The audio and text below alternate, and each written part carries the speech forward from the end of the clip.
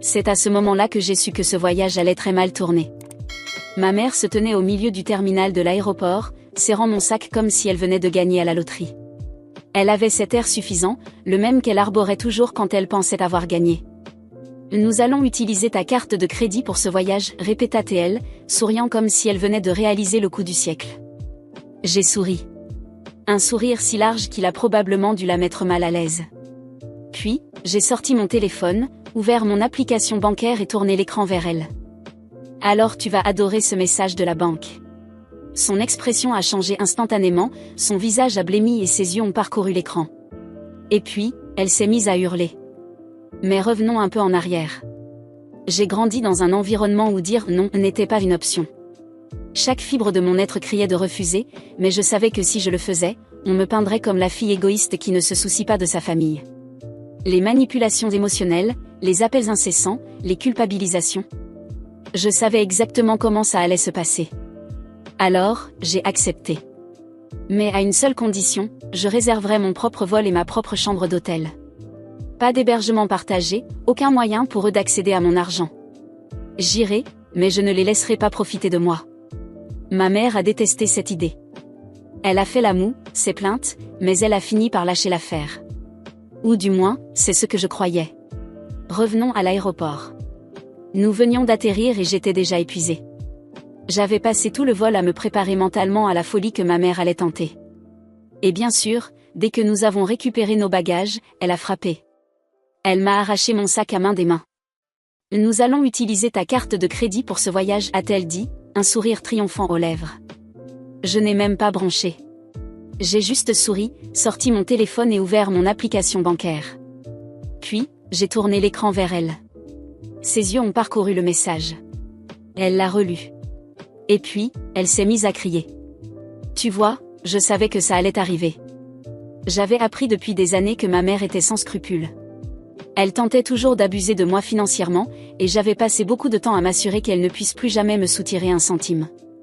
Une semaine avant le voyage, j'ai appelé ma banque et expliqué la situation. L'abus financier, la manipulation, les efforts qu'elle ferait pour accéder à mon argent.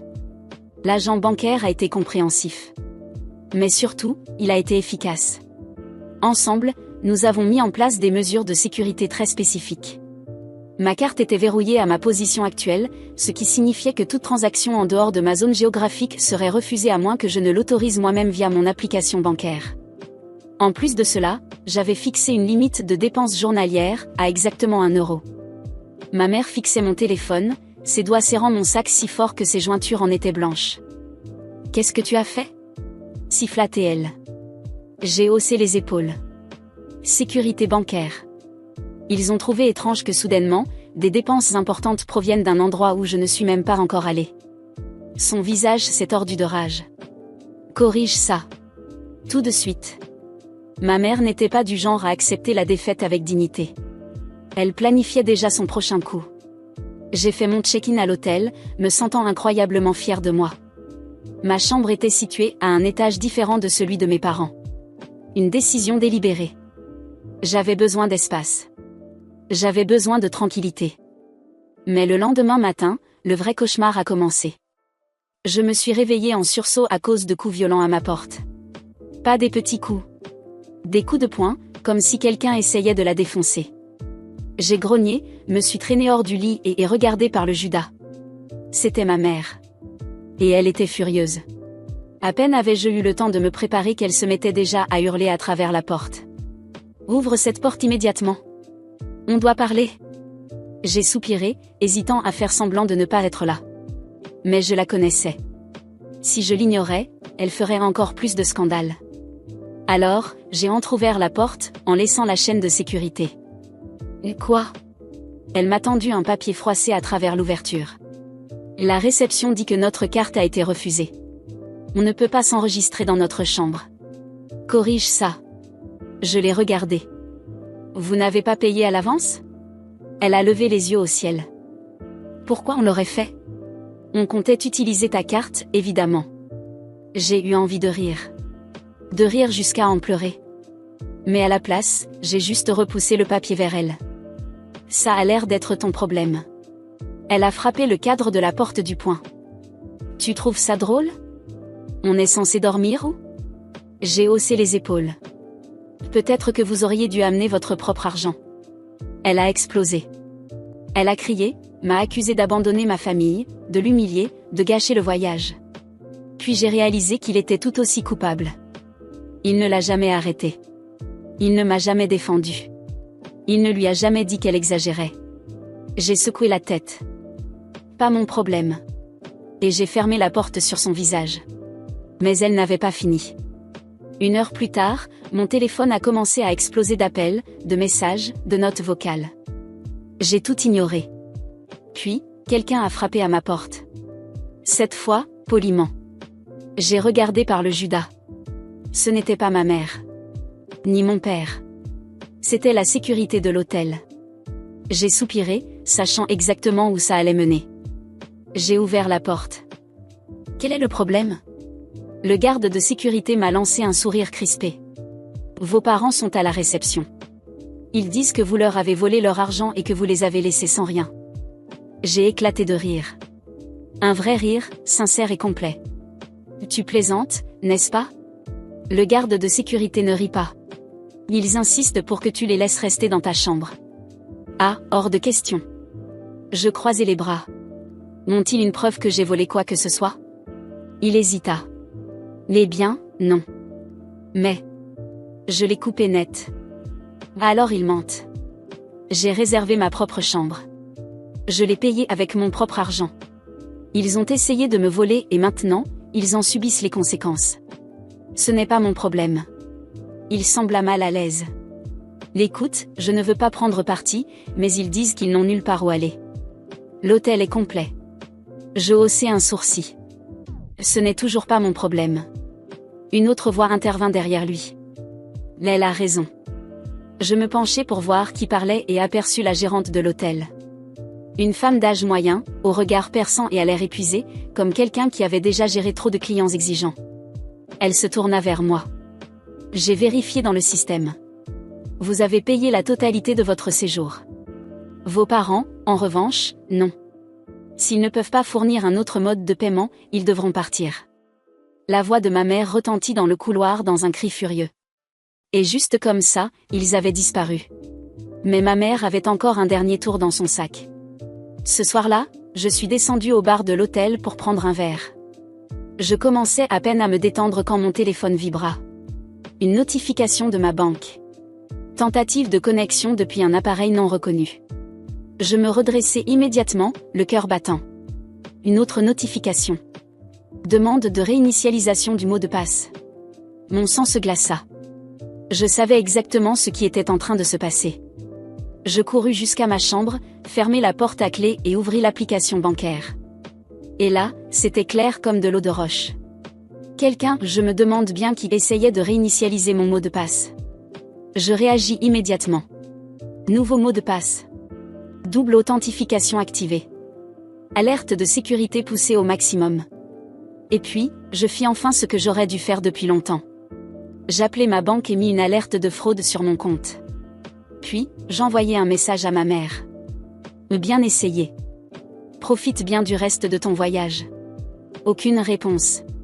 Mais le lendemain matin, mon père m'appela. Elle dit que tu l'as bloqué de la banque. Je souris. Non. Je me suis protégée. Elle essayait juste de pirater mon compte au même moment. Silence. Puis il soupira. Tu sais comment elle est? Oui, répondis-je. Et j'en ai marre. C'est là que j'ai pris ma décision finale. Mais crois-moi, ma mère n'a pas bien pris la nouvelle. J'en avais assez de jouer sur la défensive. Il était temps d'attaquer. Toute ma vie, ma mère s'en était toujours tirée à bon compte. Elle mentait, manipulait, volait. Toujours avec l'excuse que c'était ma mère, et que la famille s'entraide. Mais ça, tenter de pirater mon compte bancaire? C'était une limite qu'elle ne pouvait même pas justifier. Alors j'ai pris une décision. J'ai ouvert mon ordinateur, accédé à mes comptes et fait quelque chose qui allait tout changer. J'ai gelé mon crédit. Cela signifiait que personne ne pouvait ouvrir de nouvelles lignes de crédit en mon nom. Pas de prêt. Pas de nouvelles cartes bancaires. Rien. Même moi, Je ne pourrais rien faire sans passer par des protocoles de sécurité renforcés. Puis, j'ai ouvert mon historique bancaire. Et là, j'ai découvert quelque chose de terrifiant. Ma mère avait déjà accédé à mes finances. Une série de petits retraits, sur les 6 derniers mois. Rien d'énorme. 20 $ par-ci. 50 $ par-là. Toujours espacé, juste assez pour que je ne le remarque pas. J'ai eu la nausée. Elle avait forcément trouvé un moyen d'accéder à mon compte avant ce voyage. Peut-être qu'elle avait récupéré les informations de ma carte. Ou peut-être qu'elle avait réussi à convaincre un employé de la banque qu'elle agissait en mon nom. Dans tous les cas, c'était fini. J'ai immédiatement rappelé ma banque, signalé la fraude et demandé un audit complet de tous mes comptes. J'ai demandé une nouvelle carte bancaire, changé mes questions de sécurité et bloqué tous les appareils qui avaient accédé à mon compte. Même les miens. C'était un niveau de sécurité extrême. Et ensuite, j'ai envoyé un message à ma mère. Salut maman. Juste pour te prévenir que j'ai retrouvé tout l'argent que tu as pris. La banque enquête actuellement. Attends-toi à un appel bientôt. La réponse fut instantanée. Comment oses-tu? Nous sommes une famille. Je n'ai rien volé. Tu deviens folle. Je l'ai ignoré. J'étais déjà sur mon prochain coup. J'ai appelé mon père. Je savais qu'il ne me défendrait pas. Il ne l'avait jamais fait. Mais j'avais besoin de l'entendre de sa propre bouche. Papa, dis-je dès qu'il décrocha. Tu savais que maman me prenait de l'argent? Silence. Puis, un long soupir. Elle m'a dit que tu nous aidais. Je n'ai pas posé de questions. Je fermais les yeux. Donc, tu savais. Silence encore. Elle m'a dit que tu serais d'accord avec ça. J'ai lâché un rire amer. Les biens, la banque, elle, n'est pas d'accord. Sa voix changea immédiatement. Attends. Qu'est-ce que tu as fait? Je serrai les dents. Je l'ai signalé. Fraude. La banque enquête. Sa respiration se coupa. Tu ne peux pas faire ça. Je serrai encore plus les dents. Regarde-moi bien le faire. Et puis, le plus grand retournement de situation arriva. 1 heure plus tard, mon petit frère m'appela. Il était plus jeune que moi de quelques années. Le chouchou de ma mère. Elle ne l'avait jamais traité comme moi. Alors, quand j'ai vu son nom s'afficher, j'ai hésité. J'ai répondu. Quoi? Lui aussi a hésité. Puis, d'une voix tremblante, il a dit. Elle m'a fait la même chose. Je me suis redressée. Quoi? Je viens de vérifier mon compte, murmura-t-il. Elle m'a pris de l'argent. Beaucoup. Des centaines, peut-être plus. Mon estomac se noie. Ce n'était pas seulement moi. Elle volait à nous deux. Et là, j'ai tout compris. Elle n'avait pas seulement prévu d'utiliser ma carte de crédit pour le voyage. Elle avait déjà dépensé tout l'argent qu'ils avaient amené. C'est pourquoi ils n'avaient pas de plan B. C'est pourquoi ils ne pouvaient pas payer leur chambre. Elle avait tout cramé. Et maintenant, elle était foutue. Parce que si elle pensait que j'étais un problème, elle n'avait encore rien vu. Mon frère n'était pas comme moi. Moi, j'avais passé des années à essayer de maintenir la paix. Lui, il ne supportait pas la trahison. Et il était furieux. Vraiment, vraiment furieux. Et c'est là que la véritable vengeance a commencé. Je suis restée silencieuse, tenant mon téléphone en essayant d'assimiler ce que mon frère venait de me dire. Elle lui avait fait la même chose. Ma mère ne s'était pas contentée de me voler. Elle était aussi allée le dépouiller. Un mélange de rage et de dégoût s'est répandu dans ma poitrine. J'étais déjà furieuse de ce qu'elle avait essayé de me faire, mais maintenant, c'était différent. Mon frère était son chouchou, son fils adoré, celui qui n'avait jamais entendu un nom de sa bouche, celui pour qui elle aurait tout fait. Si elle était capable de le trahir aussi, alors elle n'avait plus aucune limite. Combien elle t'a pris? Ma voix était plus froide que je ne l'aurais cru. Il a pris une grande inspiration. Je ne sais pas encore exactement. J'essaie toujours de comprendre. Mais ce n'est pas une petite somme. Elle retirait de l'argent par petits montants, sur plusieurs mois. Mais quand j'ai tout additionné, il s'est arrêté. Combien? L'ai-je insisté. Ça dépasse les 1000. Peut-être plus. J'ai fermé les yeux. Mon estomac s'est retourné. Je savais déjà que ma mère était manipulatrice, qu'elle utilisait le chantage émotionnel et qu'elle trouvait toujours un moyen de s'en tirer.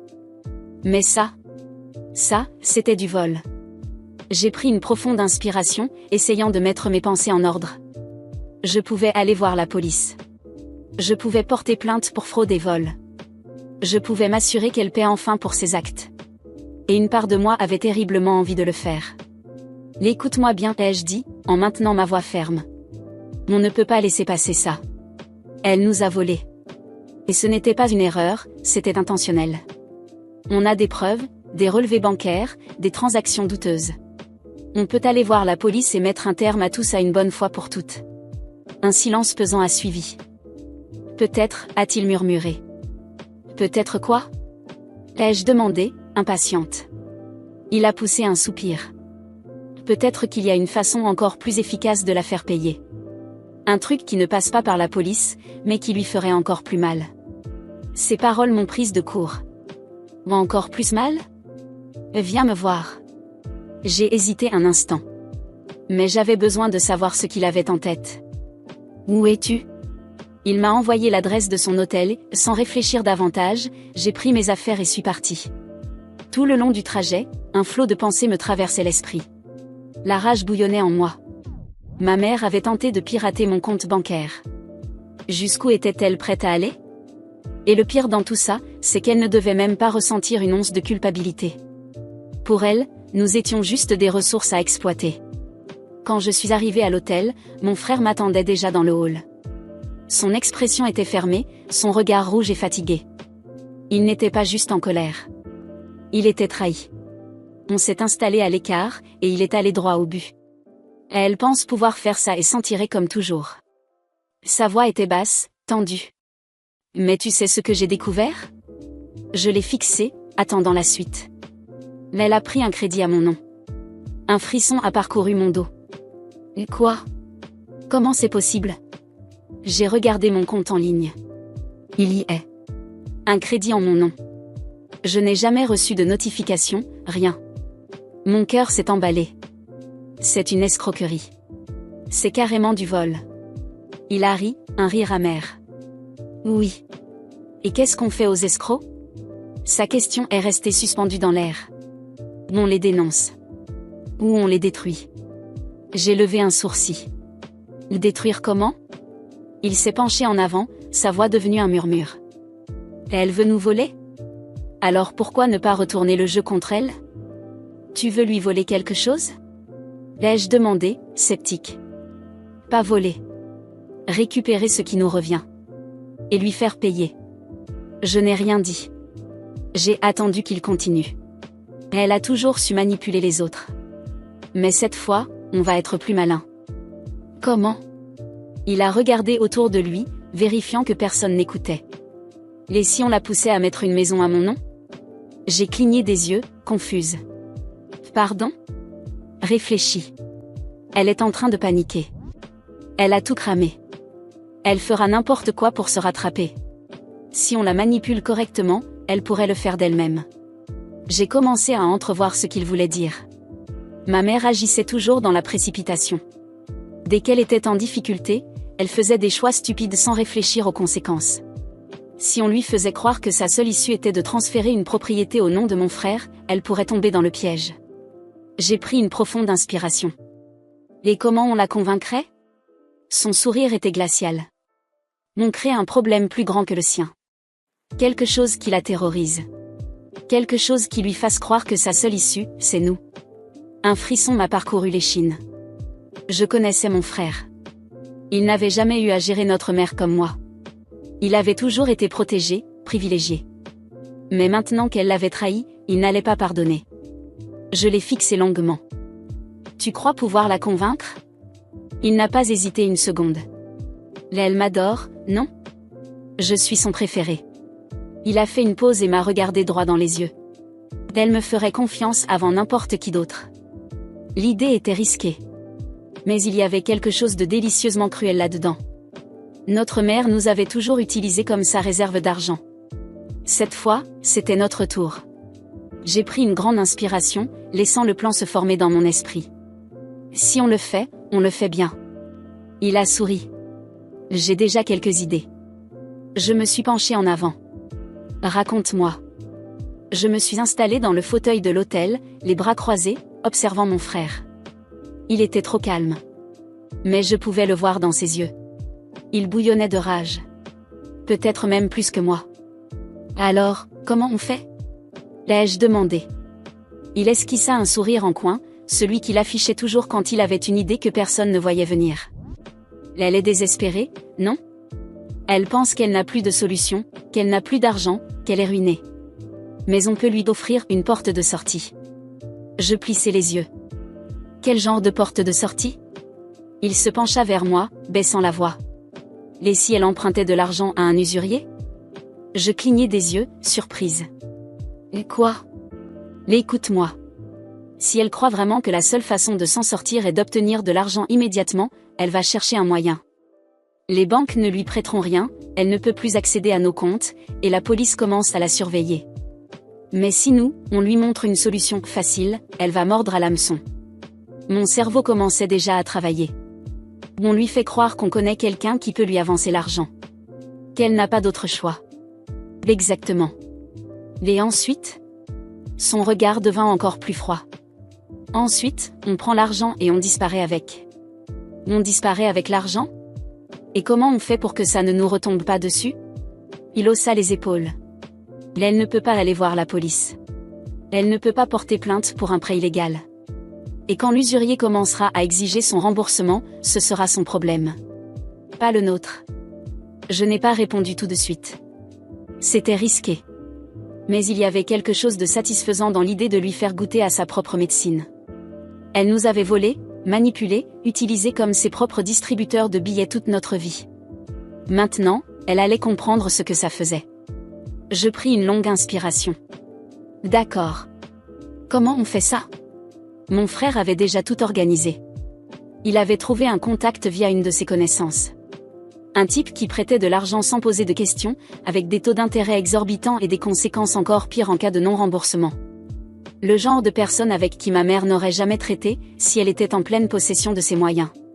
Mais elle n'était pas lucide. Elle était désespérée. Tout ce qu'on avait à faire, c'était la pousser dans la bonne direction. Le lendemain, je suis allée voir mes parents à leur hôtel. Ma mère ouvrit la porte avec une expression amère, toujours rancunière après tout ce qui s'était passé. « Qu'est-ce que tu veux ?» demanda-t-elle d'un ton méfiant. Je croisai les bras et soupirai. « Écoute, il faut qu'on parle.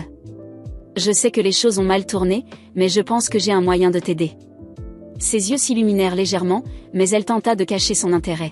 « Ah oui. Tu as enfin compris que tu dois soutenir ta famille ?» Je dus me retenir de rire. Elle pensait vraiment que j'étais venue me repentir. Je veux juste éviter que ça empire. Si tu trouves une bonne somme d'argent maintenant, tu pourras reprendre le contrôle. Mais les banques ne te feront jamais confiance. Alors, je connais quelqu'un qui pourrait te prêter. Elle me fixa, méfiante. Quel genre de quelqu'un? Un prêteur privé. Du liquide, rapide, sans paperasse. Mais avec des intérêts élevés. Elle hésita. Je savais qu'elle pesait les risques. Mais je savais surtout que son besoin d'argent immédiat surpassait toute prudence. Combien? Demanda-t-elle enfin. J'échangeai un regard avec mon frère, qui joua le jeu de l'hésitation. Ça dépend de ce que tu veux. Mais 20 000, ça pourrait suffire, non? Elle retint son souffle. 20 000 euros. C'était une somme énorme. Mais pour elle, c'était la solution parfaite. Tu penses vraiment qu'il me prêterait autant? Si je garantis que tu vas rembourser, oui. C'était tout ce qu'elle avait besoin d'entendre. 2 jours plus tard, ma mère nous rejoignit avec l'argent. 20 000 euros en liquide, dans une enveloppe épaisse. Des billets sales, porteurs de son désespoir. Elle me tendit l'enveloppe avec un air suffisant. Voilà. Mais c'est un prêt. Tu me le rendras avec les intérêts convenus. Tu as compris? Je pris l'enveloppe et souris. Évidemment. Puis je suis partie, contenant mon envie de rire. Ce soir-là, je me suis assise à côté de mon frère, qui avait déjà son ordinateur portable ouvert. Il prit l'enveloppe, en sortit les billets, sans même hésiter, convertit tout en bitcoin. C'est fait. Je clignai des yeux. C'est tout? Il haussa les épaules. Maintenant, on attend. Et si elle demande son argent? Il sourit. On fait comme si de rien n'était. Je ne pus retenir un éclat de rire. C'était tellement absurde et tellement parfait à la fois. Ma mère croyait nous avoir piégés. Elle pensait avoir le contrôle, nous avoir coincés avec une dette qui nous obligerait à lui obéir. Mais maintenant, c'est elle qui était piégée. Elle devait 20 000 € à un usurier dangereux. Et elle n'avait plus un centime. Nous, en revanche, nous venions de transformer son piège en notre investissement. 2 jours plus tard, ma mère m'appela. Je veux récupérer mon argent. Je fis semblant d'être surprise. Quel argent? Celui que je t'ai prêté. À l'intérieur, je riais, mais je gardais mon ton neutre. Oh. Tu le veux maintenant? Je croyais qu'on avait un arrangement sur le long terme. Elle souffla, agacée. Les intérêts commencent à grimper. J'ai besoin de récupérer cet argent immédiatement. Je levai les yeux au ciel. Détends-toi. Tout est sous contrôle. Sous contrôle? Tu te rends compte que j'ai pris cet argent auprès d'un usurier? Tu as la moindre idée de ce qui va se passer si je ne paie pas à temps? Je souris. Ça ressemble à un problème qui te concerne, pas moi. Puis j'ai raccroché. Je savais que ce n'était pas fini. Elle allait essayer de retourner la situation. Mais cette fois, elle était dans la position de la victime. Pour la première fois de sa vie, elle savait ce que ça faisait d'être escroquée. La sensation de victoire n'est pas venue tout de suite. Au début, tout ressemblait à un jeu trop risqué pour être célébré trop tôt. Ma mère avait toujours su se sortir des situations les plus compliquées, elle trouvait toujours une échappatoire. Mais cette fois, il n'y en avait pas. Et nous avons juste attendu. Notre stratégie était simple, agir comme si de rien n'était. Mon frère et moi avons continué nos vies normalement. Pas un mot sur l'argent. Pas une seule allusion à ce qu'il traversait. On ne s'inquiétait de rien. Mais ma mère? Elle est entrée en panique rapidement. Les premiers jours, ce n'était que des messages insistants. Puis, elle a commencé à appeler. Ensuite, elle a débarqué sans prévenir. Au début, elle essayait de garder un ton autoritaire, comme si elle pouvait encore nous dominer. « Où est mon argent ?» demandait-elle, le regard dur. Et moi, toujours calme, toujours détachée. « Quel argent ?» Elle tentait de se contenir. « Ne joue pas avec moi. Tu sais très bien de quoi je parle. » Je haussais simplement les épaules. « Je ne vois pas de quoi tu parles. » Au bout d'une semaine, la patience s'est envolée. Les hurlements ont remplacé les discussions. « Rends-moi mon argent, espèce de sale garce. » Toujours le même sourire sur mes lèvres. « Je n'ai rien à te rendre. » Les cris, les menaces, les insultes. Tout ça pour rien. Parce qu'au fond, elle savait que nous avions gagné. Elle ne pouvait pas nous accuser. Elle ne pouvait pas porter plainte. Elle avait volontairement remis cet argent entre nos mains. Et maintenant? Le prêteur voulait récupérer son dû. Le véritable spectacle a commencé lorsque le prêteur a commencé à exiger le remboursement. Ma mère a tenté de négocier. Elle a supplié d'avoir plus de temps, a promis qu'elle réglerait la dette bientôt. Mais ces gens-là ne sont pas du genre à accepter des excuses. La première fois qu'elle est venue en pleurs, j'ai su que nous avions gagné. Si tu as encore un peu de cœur, aide-nous. Ils vont nous tuer? J'ai levé les yeux au ciel. C'est toi qui as pris cet argent, non? C'est de votre faute. Vous m'avez manipulé. La première tentative pour rejeter la faute sur moi. On n'a rien fait. C'était ton choix. C'est vous qui m'avez piégé. On dirait surtout que tu t'es piégée toute seule. Son regard a changé. Pour la première fois de ma vie, j'ai vu de la peur chez elle. Et c'est à ce moment-là qu'elle a compris que je ne serais plus jamais sous son contrôle. Quand ils ont commencé à vendre leurs affaires, j'ai su que la situation devenait critique. Mon père, lui, restait silencieux. Il baissait les yeux à chaque fois qu'on se croisait. Mon frère et moi, nous regardions tout ça de loin. Ils ont vendu la voiture. Pas suffisant. Ils ont vendu des meubles, de l'électroménager. Toujours pas suffisant. Et puis, ils ont dû vendre la maison. C'est là que j'ai su que le jeu était terminé. Ils avaient perdu. Ma mère, si fière, si sûre d'elle, avait dû signer la vente de la maison où elle avait vécu pendant des années, simplement parce qu'elle avait voulu jouer au plus malin. Et mon frère et moi? Nous avons continué à faire semblant de ne rien savoir. La dernière fois qu'elle m'a parlé, avant de partir vivre dans un petit appartement miteux, elle m'a regardé avec un mépris absolu. Tu as détruit cette famille. Moi? J'ai souri, savourant l'instant. Non. Tu l'as fait toute seule. Elle est restée silencieuse. Parce qu'au fond, elle savait que j'avais raison. Après ça, ils ne se sont plus jamais mêlés de nos vies. Aucune demande d'argent. Aucune tentative de chantage. Aucune manipulation pour nous culpabiliser. Rien. Mon père ne nous a plus jamais regardés de la même façon. Il n'a rien dit, mais il savait que tout ça s'était produit parce qu'il n'avait jamais eu le courage d'arrêter ma mère. Et ma mère? Oh, elle ne nous a jamais pardonné. Pas parce qu'elle avait perdu tout ce qu'elle possédait. Mais parce qu'elle était persuadée que j'avais manipulé mon frère pour qu'il se retourne contre elle. Elle croyait que jamais il n'aurait pu faire ça seul.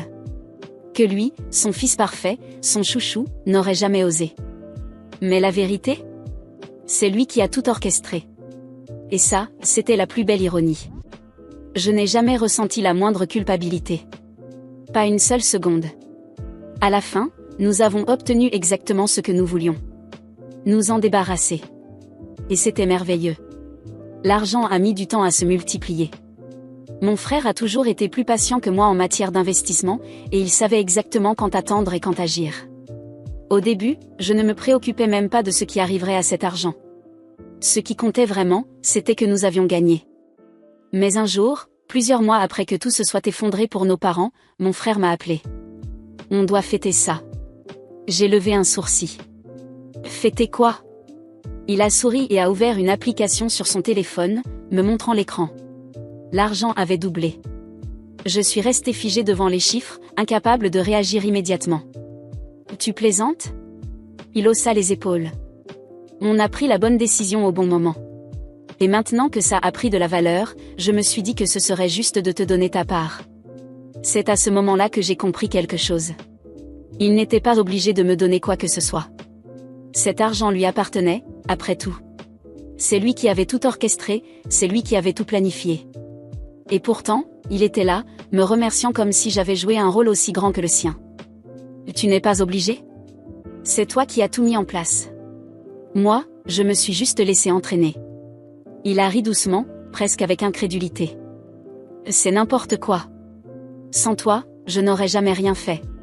Tu as toujours été de mon côté, même quand j'étais le petit préféré de maman. Même quand elle te traitait comme de la merde et que je faisais semblant de ne rien voir. C'est toi qui m'as ouvert les yeux. Et si quelqu'un mérite cet argent, c'est bien toi. Il a rangé son téléphone et m'a tendu une enveloppe.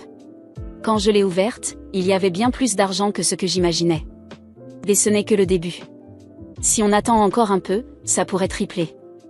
J'ai cligné des yeux plusieurs fois, ne sachant pas exactement quoi dire. Pour la première fois de sa vie, mon frère me remerciait pour quelque chose. Il n'avait jamais été du genre à exprimer ses émotions. Il avait toujours été le fils chéri, le protégé, celui qui n'avait jamais eu à s'inquiéter de rien. Mais là, à cet instant précis, il reconnaissait enfin tout ce que j'avais vécu. Tout ce que notre mère m'avait fait subir. Et savoir cela, c'était la meilleure partie de la vengeance. Aujourd'hui, ma vie est paisible. Je n'ai plus jamais eu besoin de regarder en arrière, et honnêtement, il n'y a rien dans mon passé que je voudrais revivre. Avec l'argent que mon frère m'a donné, j'ai pu complètement réorganiser ma vie. J'ai déménagé dans une nouvelle ville, j'ai acheté un petit appartement, mais il est à moi. Je n'ai plus jamais eu besoin de dépendre de qui que ce soit. Je n'ai plus jamais eu à m'inquiéter de voir mes parents essayer de s'infiltrer dans ma vie. Et mon frère? Il n'a jamais été aussi heureux. Il a coupé tout lien avec nos parents et a choisi de vivre exactement comme il le voulait. Il a continué à investir et aujourd'hui, il a la vie que notre mère a toujours voulu avoir. La seule différence, c'est que lui l'a construite tout seul. Parfois, il m'envoie un message en plaisantant sur l'ironie de la situation. Si maman savait que je gagne de l'argent avec ce qu'elle a essayé de nous voler, elle ferait une crise cardiaque. Et honnêtement, je crois qu'il a raison. Et nos parents? Ah, ils sont exactement là où ils méritent d'être. Après avoir vendu la maison pour rembourser leurs dettes auprès du prêteur, ils ont dû s'installer dans un petit appartement misérable.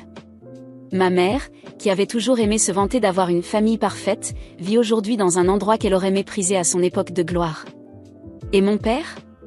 Eh bien, il n'a jamais rien dit. Même quand tout s'est écroulé, il ne nous a jamais contactés, il n'a jamais tenté une dernière manipulation, il n'a jamais demandé pardon. Il s'est contenté d'accepter sa nouvelle réalité, comme il l'a toujours fait, en vivant dans l'ombre de ma mère. Ils ne nous ont plus jamais appelés. Et pour moi, c'est un cadeau. Parce que maintenant, ils savent qu'ils ne pourront plus jamais nous utiliser. Maintenant, ils savent qu'ils n'ont plus aucun contrôle sur nous. Maintenant, nous sommes enfin libres. Et honnêtement, ça vaut plus que tout l'argent du monde. Grandir avec des parents comme les miens m'a appris beaucoup de choses, mais peut-être que la leçon la plus importante est celle-ci: tu peux avoir des parents, mais cela ne leur donne pas le droit de contrôler ta vie.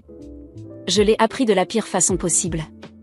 Mes parents pensaient qu'en m'ayant élevé, ils avaient automatiquement accès à tout ce qui était à moi. Mon temps, ma patience, mon argent. Surtout mon argent. Ils ne nous ont jamais vus comme des individus.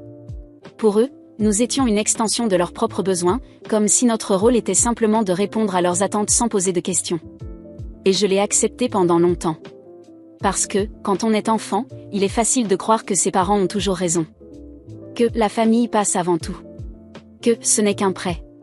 Que ils feraient la même chose pour toi. C'est faux. Ils ne l'auraient jamais fait pour moi. Mes parents ne voulaient pas une famille unie. Ils voulaient un investissement sur le long terme. Ils ont élevé leurs enfants en espérant qu'un jour, nous serions leur plan de secours financier, que nous serions toujours là pour payer l'addition quand ils en auraient besoin. Et la vérité, c'est que pendant des années, j'ai joué ce rôle. Jusqu'au jour où j'ai compris que ça devait s'arrêter. Parce que si tu laisses faire, ils ne s'arrêtent jamais. Ils prendront tout, ton argent, ton énergie, ta sérénité. Et ils te feront croire que c'est normal. Et il faut avoir le courage de dire non. Je sais que ce n'est pas facile. Dire non à des parents manipulateurs, c'est comme briser une chaîne qu'ils ont placée autour de ton cou depuis ton enfance. Et crois-moi, ils vont tout faire pour te culpabiliser.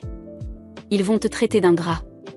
Ils vont te rappeler tout ce qu'ils ont fait pour toi, comme si élever un enfant était un contrat à vie où tu devais payer une dette éternelle. Mais écoute-moi bien, tu ne dois rien à personne sous prétexte que tu es né. Les vrais parents élèvent leurs enfants pour qu'ils deviennent indépendants. Pas pour les transformer en leur fonds de retraite personnel. Les vrais parents savent qu'une fois adulte, tu as le droit de prendre tes propres décisions. C'est ce que j'ai appris. À la dure. J'ai dû voir mes parents s'enfoncer dans les dettes parce qu'ils pensaient qu'ils pourraient toujours contrôler notre argent. J'ai dû entendre ma mère me rendre responsable de sa propre ruine, parce qu'elle n'a jamais su assumer les conséquences de ses actes. J'ai dû couper les ponts avec eux parce que c'était la seule façon d'être libre. Et aujourd'hui, je peux l'affirmer avec certitude, c'est la meilleure décision que j'ai jamais prise. Je ne regrette rien. Je ne ressens aucune culpabilité. Il ne me manque pas. S'il y a une seule chose que j'aimerais que tout le monde comprenne, c'est ceci: les parents ne sont pas des dieux. Ils n'ont pas un droit automatique sur ce qui t'appartient. Ils n'ont pas le droit de te contrôler. Si tu ne mets pas de limites, ils te videront jusqu'à ce qu'il ne reste plus rien de toi. Et quand tu tomberas, tu sais ce qu'il se passera? Rien. Ils ne t'aideront pas. Ils ne te rendront jamais ce que tu leur as donné. Ils trouveront simplement quelqu'un d'autre à exploiter. C'est ce que j'ai appris. Et c'est pour ça qu'aujourd'hui, je suis libre. Parce que j'ai pris le contrôle de ma vie. Et si je peux te dire une seule chose, c'est celle-ci.